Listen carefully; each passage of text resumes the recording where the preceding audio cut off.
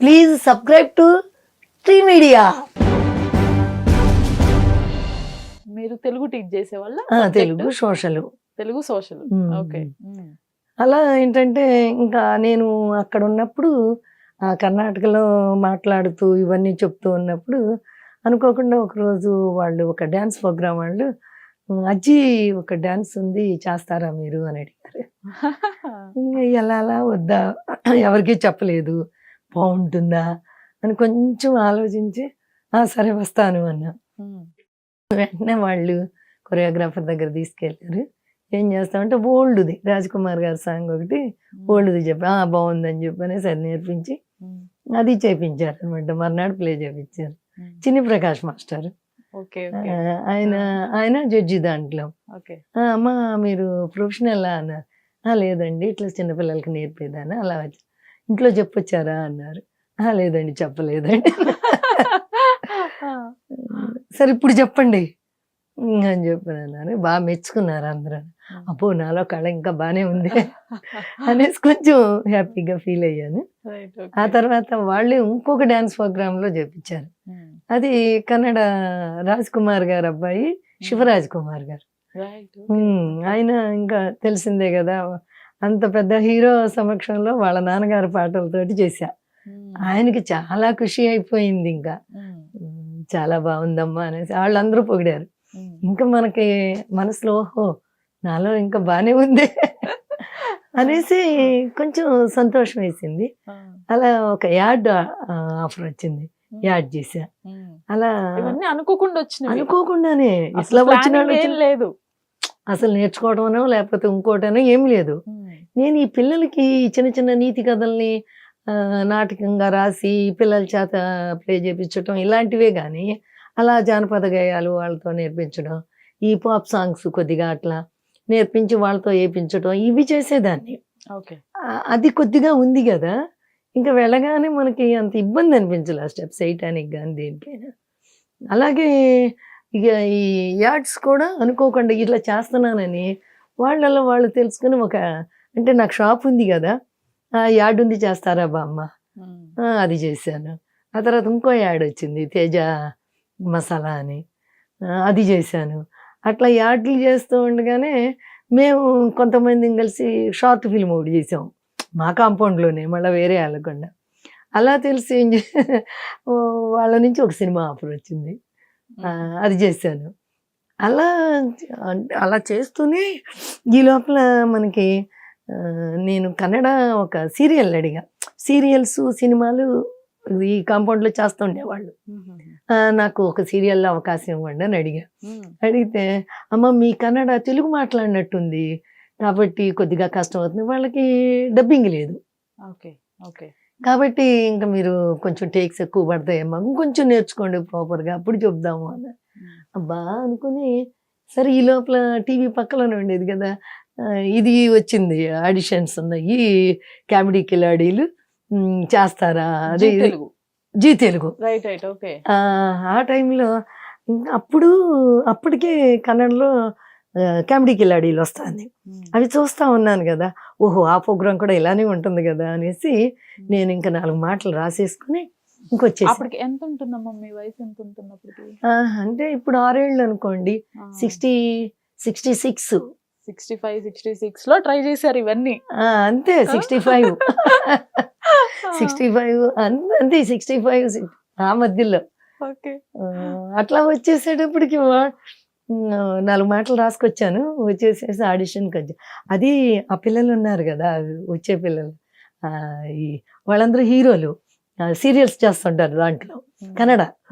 ఒక అబ్బాయిని అడిగాను కొంచెం ఇట్లా వెళ్ళాలి అతనా, ఇది ఎట్లా ఉందంటే వెళ్ళండి బాగుంటుంది అజ్జి అని చెప్పని సలహా ఇచ్చారు. చక్కగా బుక్ చేసుకుని వచ్చేసి 7 ఎకరాలు అన్నపూర్ణ వెళ్ళిపోయా. ఇంకా క్యాబ్ బుక్ చేసుకున్నా వెళ్ళిపోయా.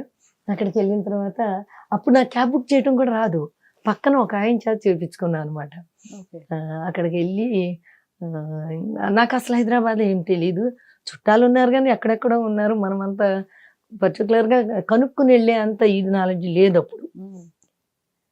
అది మామూలుగా వెళ్ళాను, చెప్తా ఉన్నాను.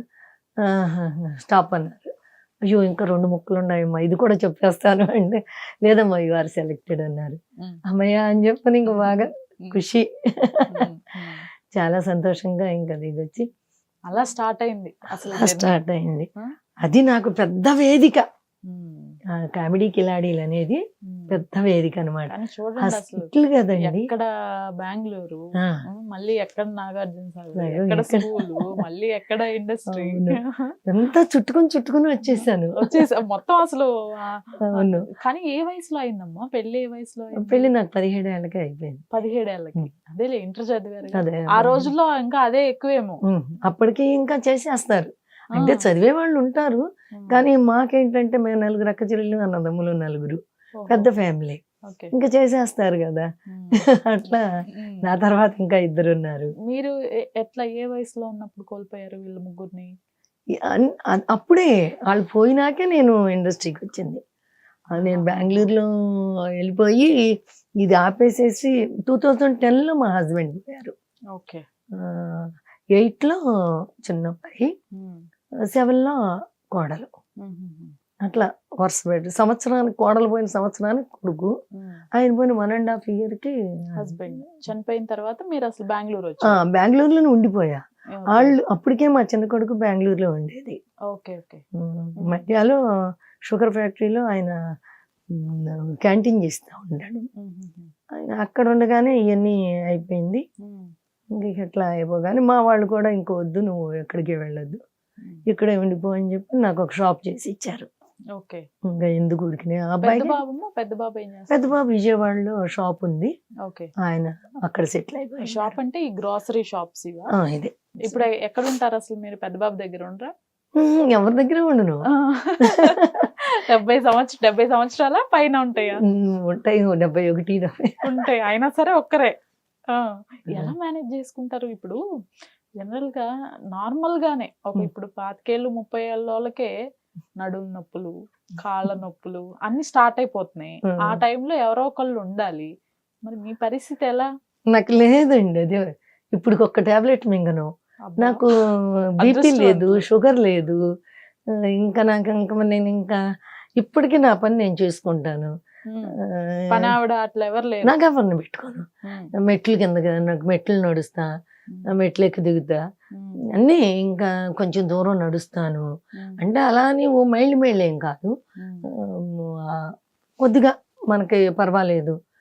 చిన్న చిన్నటికి అంతా మనం ఎందుకులే అనేసి ఇది చేసుకుంటాను.